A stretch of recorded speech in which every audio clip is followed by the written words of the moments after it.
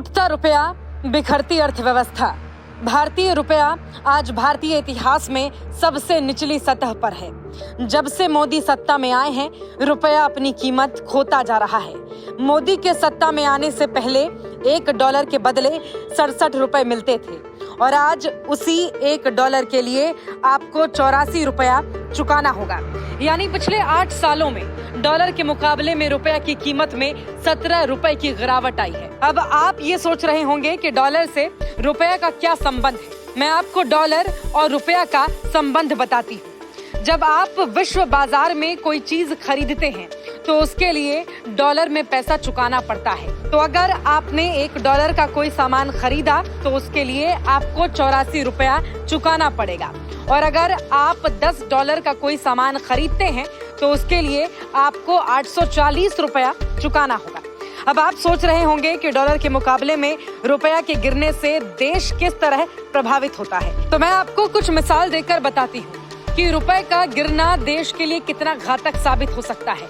यूं समझिए कि अगर किसी अमेरिकी कंपनी को आपकी जमीन खरीदनी है और उसकी कीमत 80 लाख रुपया है, तो वो कंपनी आपको सिर्फ $96,000 चुकाएगी और जमीन उसकी हो जाएगी। $96,000 80 लाख रुपए के बराबर हो जाएगा, क्योंकि डॉलर के मुकाबले में रुपया अपनी कीमत खो चुका है।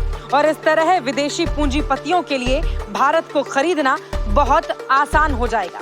अब जरा एक और अंदाज में सोचिए, भारत हर साल 911 अरब डॉलर का सामान अंतर्राष्ट्रीय बाजार से खरीदता है, यानी इंपोर्ट करता है, और इसके लिए लाखों अरब रुपया चुकाया जाता है।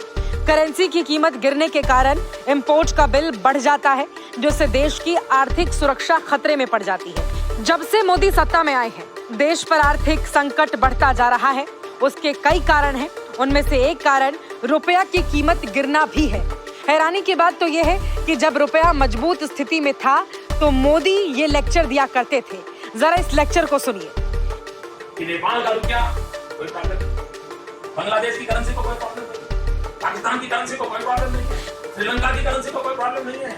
हमारे अड़ोस पड़ोस में छोटे देशों को भी डॉलर के मुकाबले में कोई नुकसान नहीं हो रहा है।